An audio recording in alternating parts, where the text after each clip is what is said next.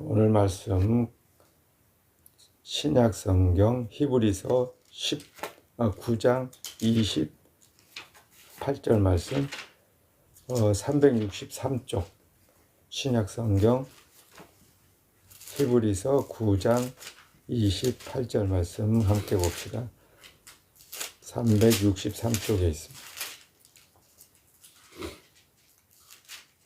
히브리서 9장 28절 같이 읽겠습니다. 시작.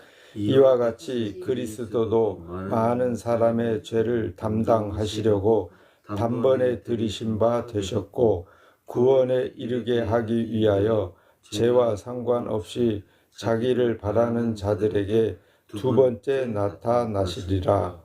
아멘. 하나님 말씀을 우리가 매주 보잖아요. 하나님 말씀을 볼 때마다 느끼는 거는, 우리가 알아야 되는 거는 하나님 말씀을 우리가 안다라는 사실이 얼마나 기적적인 일인가를 알아야 돼요. 하나님 말씀이 이해가 되고 믿어진다라는 게 사실은 이게 말이 안 되는 거예요. 사람들은 당연히 내가 성경 읽고 교회 가서 설교를 듣고 이러면은 당연히 알아질 거라고 생각을 하거든요. 그 착각입니다. 오늘 말씀 보면은 많은 사람의 죄를 담당하시려고 단번에 들이신 바 되셨다 그래요. 단번에. 그 단번에라는 말을 우리가 조금만 잘못 해석하면 망설이지 않고 한 번에 드렸다? 그렇게 우리가 해석할 수도 있잖아요. 근데 그런 뜻이 아니고 그냥 한 번에 모든 걸 끝냈다라는 뜻의 단번이에요. 더 이상 할 게 없다. 그러니까 지금 예수님께서 자기 백성들을 위하여 많은 사람의 죄를 담당하시려고 했잖아요.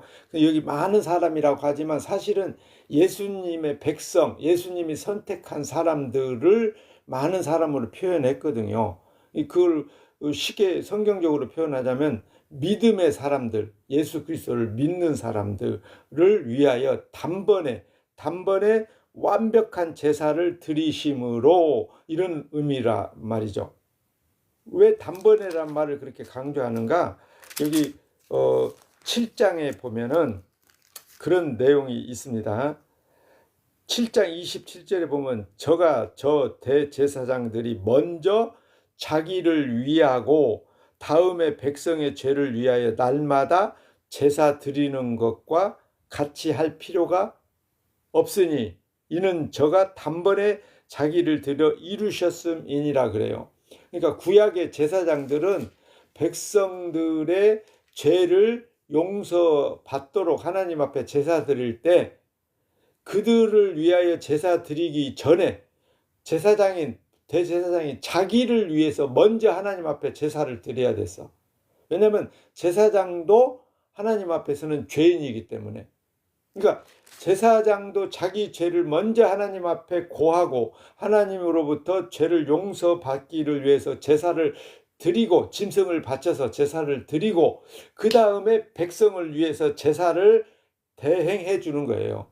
그러니까 제사장이라고 해서 죄가 없다라는 의미가 아니거든요. 그래서 구약에는 제사장 자신을 위한 제사를 먼저 드려야 되고 그 다음에 백성의 죄를 위해서 또 제사 드려야 되고, 그러니까 그런 제사가 반복적으로 계속해서 매일 일어나는 거예요. 매일. 왜냐하면 수많은 백성들이 자기 죄를 위해서 제사장 앞에 짐승을 끌고 와, 양, 염소, 송아지, 비둘기 흠없는 것들로 끌고 와서 이걸 제물로 삼고 그들이 대신 죽을 때 내 죄가 용서되고 내가 그 짐승과 함께 죽었다라는 그런 제사를 반복적으로 계속 드렸다는 겁니다. 그러니까 성전에서는 짐승의 울음소리, 짐승이 죽을 때 내는 그 비명소리, 그 다음에 막 피 흘려서 피 냄새, 그 레위 지파들이 그 제사장을 도와서 제사 드리는 그 과정을 할 때 그 분주함, 막 이런 것들이 엉켜가지고 늘 복잡한 것 같이 보이는 거죠. 그런 제사, 제사가 반복적으로 일어났던 것들, 매일 일어났던 그런 제사의 그 형태가 오늘 우리가 읽었던 히브리서 9장 28절의 말씀에서처럼 이와 같이 그리스도도 많은 사람의 죄를 담당하시려고 단번에 들이신 바 되셨고, 거기서 단번에, 한 번에, 오직 한 번, 단 한 번으로 뭘 드렸냐? 자기 몸을 드렸다는 거예요. 자기 몸을. 그러니까 짐승이 아니라 양, 염소, 비둘기, 소 이런 게 아니고 예수님 자기 몸을 들여서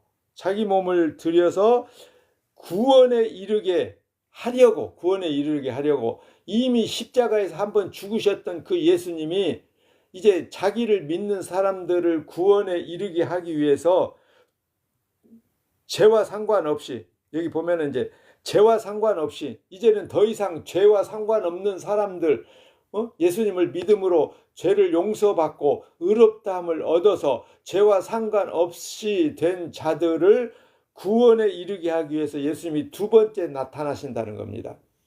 소위 말해서 재림이라는 거죠. 재림. 예수님이 십자가에 죽었다가 3일 만에 부활하셨고 제자들과 동행하시고 40일째 되는 날 제자들이 보는 앞에서 하늘로 승천하셨다라고 기록하고 있잖아요.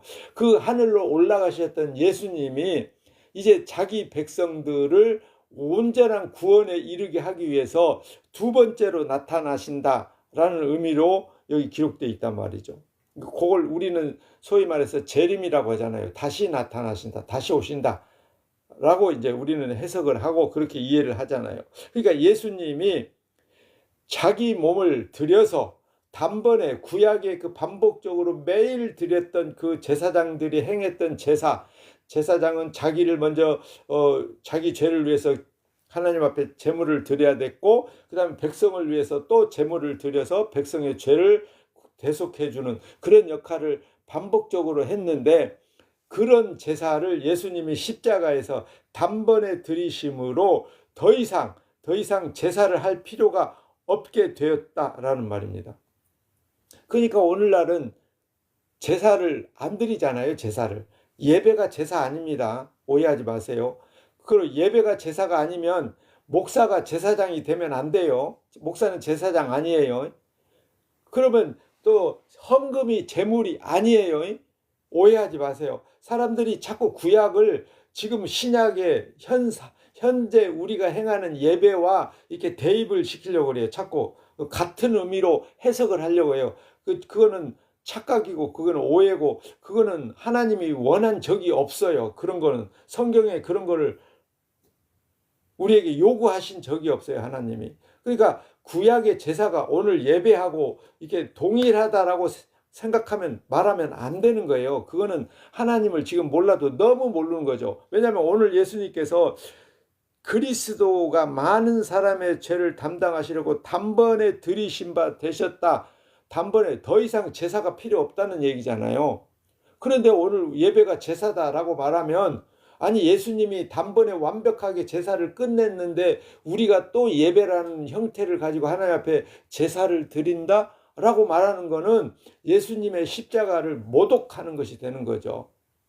예수님을 믿는다고 하면서도 계속해서 우리가 예배를 통해서 제사해야 된다라고 말하면 그 사람은 진짜 예수님을 아는 거야? 라고 우리는 의심을 해야 돼. 그 사람이 뭐 목사든 장로든 뭐 집사든 상관없이. 그러니까 제사라는 거는 이미 예수님의 십자가 사건을 통해서 완벽하게 한 번에 끝내버렸기 때문에 더 이상 우리는 제사를 할 필요가 없다는 거예요. 예배는 하나님 앞에 감사하는 거지. 감사. 이미 우리가 이렇게 하나님의 은혜를 입은 자다라는 의미에서 감사하는 거예요. 근데 왜 예수님은 단번에 드리셨는가? 구약의 제사장들은 계속해서 자기를 위해서 먼저 제사하고 하나님께, 그리고 백성의 죄를 위해서 또 제사하고 그들이 원하는 제사를 계속 드려줬잖아요. 왜 그런데 예수님은 단번에? 예수님은 사람의 후손이 아니기 때문에. 예수님은 사람의 후손이. 그는 사람의 후손이 아니다라는 말이 여기 마태복음 1장에 18절, 20절에 그런 식으로 기록되어 있거든요. 예수 그리스도의 나심은 이러하니라. 그의 어머니 마리아가 요셉과 약혼하고 동거하기 전에 성령으로 잉태된 것이 나타났다, 이렇게 기록되어 있잖아요. 그러니까 예수님은 성령으로 잉태됐다라고 기록하는 거예요. 비록 아버지 요셉하고 어머니 마리아가 약혼식은 했지만 둘이 정식으로 동침을 하지 않았어요. 그러니까 아직 예수님의 육신의 어머니 마리아는 남자를 모르는 사람이에요. 그런 상태인데 그가 잉태를 하는 거예요. 남자 없이 여자 혼자서 아기를 낳는다? 아기를 임신한다? 말이 안 되잖아요.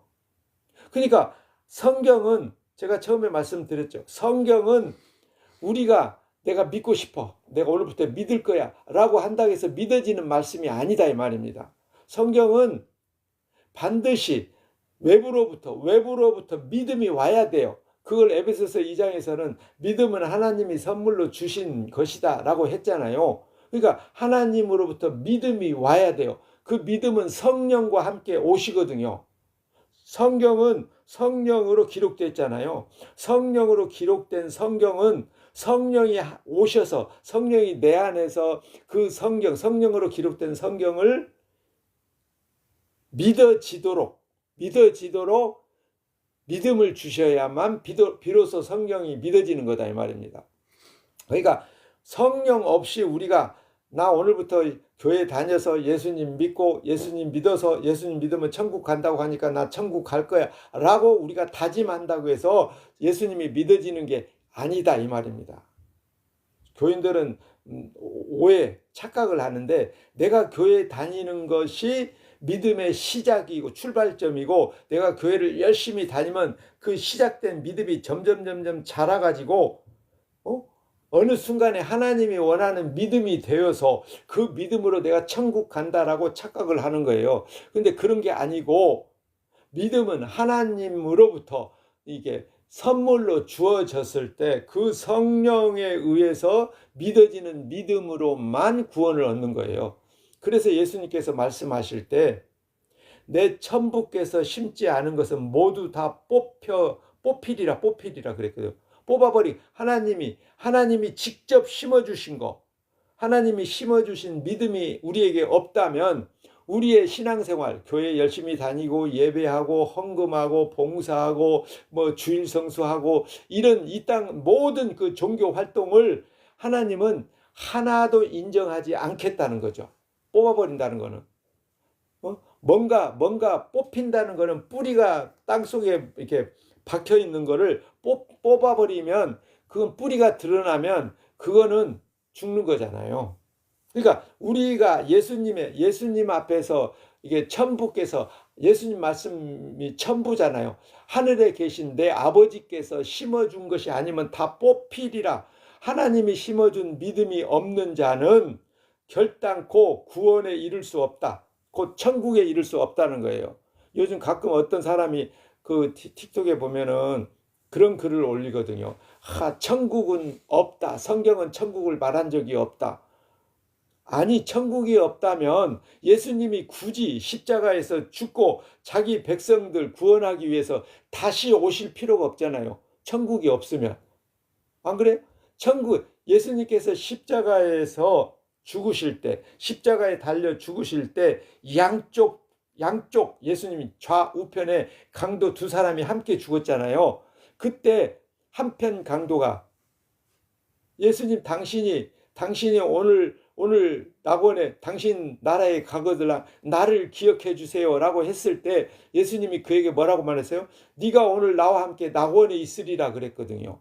그 낙원이라는 게 소위 말해서 우리가 표현하는 천국이잖아요. 하나님 나라. 그 하나님 나라가 따로 없다면 그 예수님의 나라 자체가 없는 거고, 그러면 그 예수님을 믿을 이유가 뭐가 있어요? 예수님 나라가 없다면, 천국이 따로 존재하지 않는다면, 그냥 그 사람이 말하는 것은 우리 마음에 평안이 임하는 것을 천국이라고 보는 거예요. 그게 소위 말해서 여호와 증인들이 주로 쓰는 내용이거든요. 지상천국, 천국은 없다, 뭐 이런 식으로.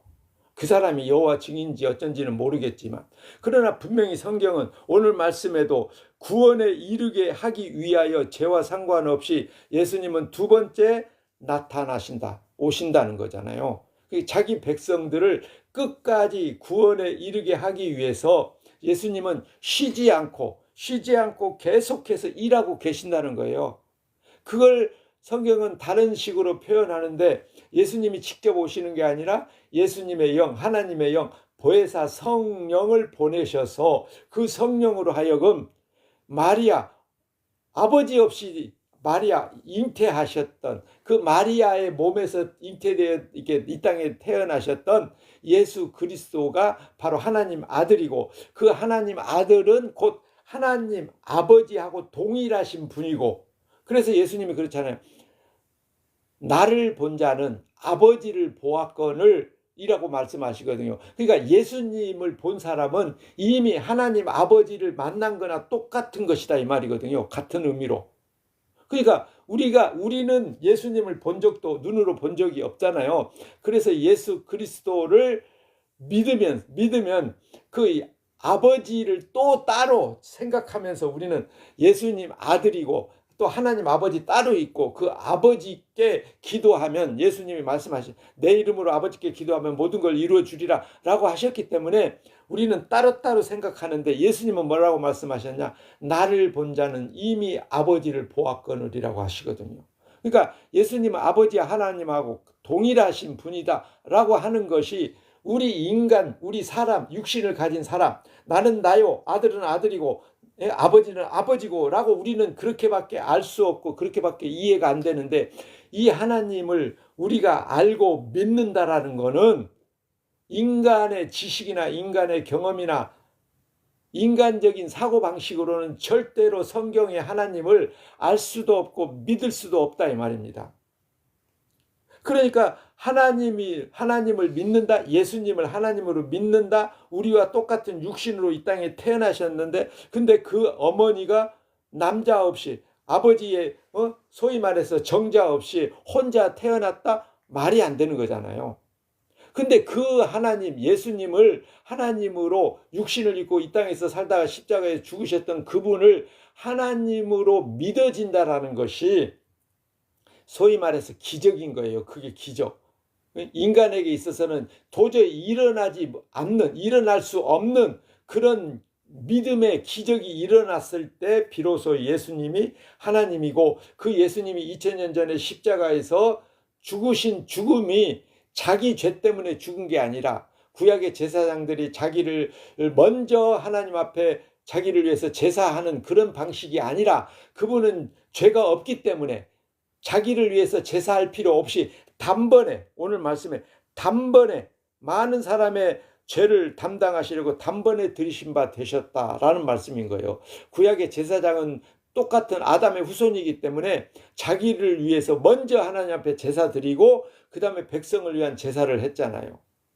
근데 예수님은 원래 출신이 남자 없이 태어났잖아요. 여자의 후손으로. 여자의 후손으로 태어났기 때문에 예수님은 죄가 없는, 근본이, 우리와 근본이 달라요. 우리는 아담의 후손이라 아담의 죄를 가지고 태어났고, 예수님은 그냥 남자 없이 성령으로 잉태됐기 때문에 죄가 없는 분이라, 그분은 자기를 위해서 뭔가 또 다른 행위를 미리 예비 행위를 할 필요가 없었기 때문에 자기 몸이 십자가에서 죽으신 그 자체가 하나님 앞에서 구약의 모든 제사를 다 끌어모아서 한 번에 완벽하게 이루어 버렸기 때문에 더 이상 그 이후로, 십자가 사건 이후로는 제사가 없어지고 필요 없어지고, 제사가 없으면 제사를 드려야 되는 제사장들도 필요 없어졌고, 그 제사장을 도왔던 레위 지파도, 제사장을 도왔던 봉사 활동했던 레위 지파도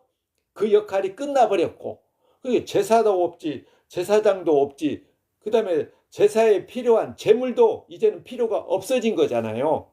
그러니까 구약의 제사를 이제는 더 이상 이 땅에서 재현할 필요가 없는 거예요.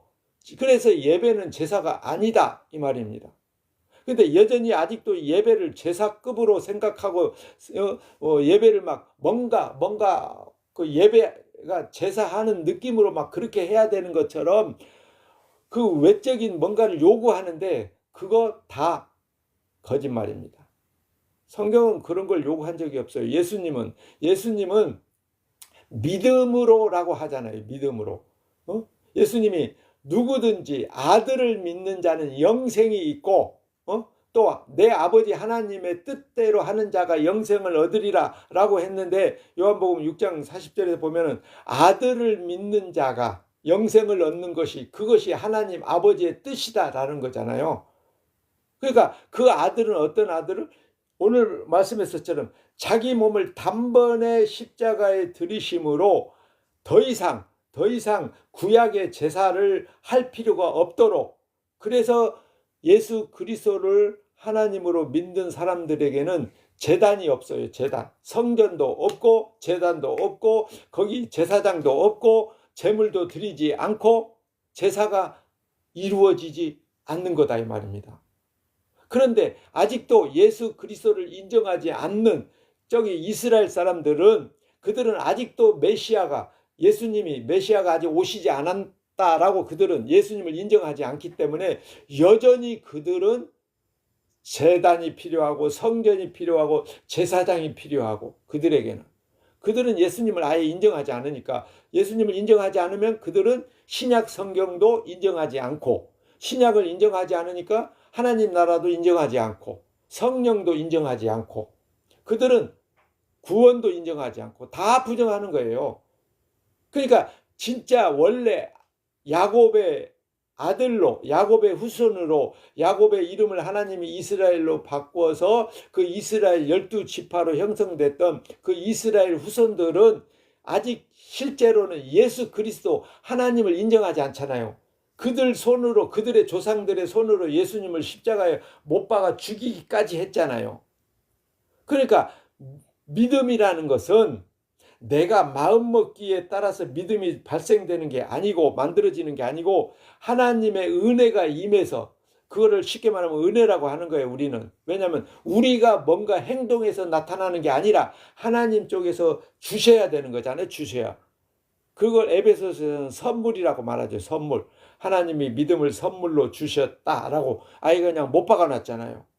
그러니까 그 성령으로 믿음이 우리에게 와서 성령이 우리로 하여금 성경을 알게 하고 믿을 수 있는 믿음을 발생시킬 때 성경의 내용이, 오늘 말씀이 예수님이 처녀의 몸에서 잉태됐다라는 말씀이, 하나님이 천지를 창조했다라는 말씀이, 그리고 하나님이 천국을 따로 만드시고 완성되었을 때 재림해서 자기 백성들을 천국으로 데려가시겠다라는 말씀들이 믿어지는 거예요. 그 성령이 임하지 않은 사람들은 천국이 없다라고 말하고 믿음으로 어떻게 하나님 나라를 가냐라고 오히려 조롱하고 비웃는 사람들이 되는 거예요. 그래서 이단이라는 거는 다른 게 아닙니다. 다를 이자를 쓰잖아요. 다를 이자.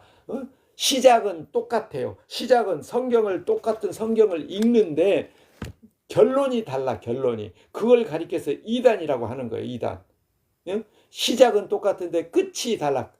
다를 이자, 끝단자. 그래서 이단. 끝이 다르다. 그러니까 같은 성경을 읽으면서 결론을 다르게 내는 사람이 있다면 그 사람은 그냥 쉽게 이단이라고 우리가 표현하지만 하나님 나라와는 전혀 상관없는 사람.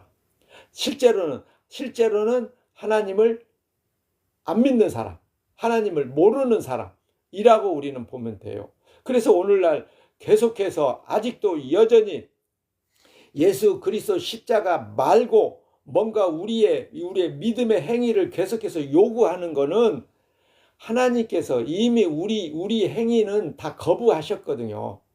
그래서 성령 받은 사도 바울의 고백이 내게는 오직 예수 그리스도 십자가 외에는 자랑할 게 없느니라.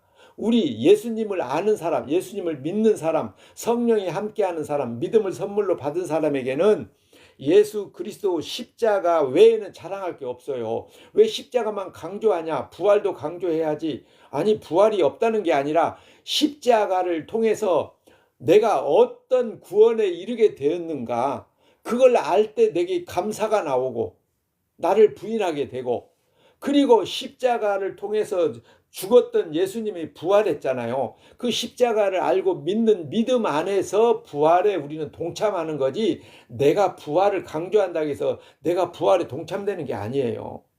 그러니까 오해하지 마세요. 우리에게는 나의 죄 때문에 십자가에서 대신 죽으셨던 그 예수 그리스도, 그분을 아는 것으로 우리 죄가 다 용서되고 우리가 부활에 동참되고 하나님 나라 백성이 되는 그런 은혜를 입은 거예요. 은혜 입어서 우리가 은혜로 말미암아 긍휼히 여기심으로, 불쌍히 여겨주심으로 구원에 이르게 되었다라는 것을 우리는 성령이 우리 안에서 깨우쳐 주시기 때문에 날마다 자기를 부인하고 예수 그리스도 십자가만 바라보고 십자가만 자랑하는 십자가 증인으로 살게 성령이 그렇게 하시는 거예요. 그렇게 우리 안에서 일하시는 거예요. 그거를 다른 말로 말하면 그게 바로 성령의 열매가 되는 거죠. 내가 한 게 아니라 내 안에서 성령이 그렇게 일하심으로 우리에게서 성령의 열매가 나타나게 일하시는 그 하나님의 은혜가 임한 사람은 날마다 자기를 부인하고 예수님의 십자가만 믿고 자랑하는 자로 살아가도록 우리를 아직 살려주시는 겁니다. 십자가 자랑하라고. 잊지 마시고 오직 우리에게는 예수 그리스도 십자가밖에 없다라는 것을 믿고 감사하고 십자가 바라보고 십자가 자랑하는 증인으로 살아내시는 저와 여러분 되기를 축복합니다. 기도하겠습니다. 고마우신 아버지 하나님, 예수 그리스도께서 자기 몸을 단번에 들이심으로 우리의 모든 죄를 대속하셨고 또 죄와 상관없이 우리를 구원에 이르게 하기 위해서 다시 오실 그 예수 그리스도를 바라보고 기다리고 사모하는 마음으로 이 땅에 예수 그리스도 십자가만 자랑하는 증인으로 살아가도록 성령께서 우리를 이끄시고 깨닫게 하시고 믿음 주시기를 구합니다. 우리 주 예수 그리스도의 이름으로 기도합니다. 아멘. 하늘에 계신 우리 아버지여, 이름이 거룩히 여김을 받으시오며 나라의 마옵시며 뜻이 하늘에서 이룬 것 같이 땅에서도 이루어지이다. 오늘날 우리에게 일용할 양식을 주옵시고 우리가 우리에게 죄 지은 자를 사하여 준 것 같이 우리 죄를 사하여 주옵시고 우리를 시험에 들게 하지 마옵시고 다만 악에서 구하옵소서. 대개 나라와 권세와 영광이 아버지께 영원히 있사옵나이다. 아멘. 네, 감사합니다. 만나서 반갑습니다. 예배 마칩니다. 안녕히 가시고 은진교회는 매주 일요일 7시 10분쯤 설교 시작합니다. 안녕히 가세요.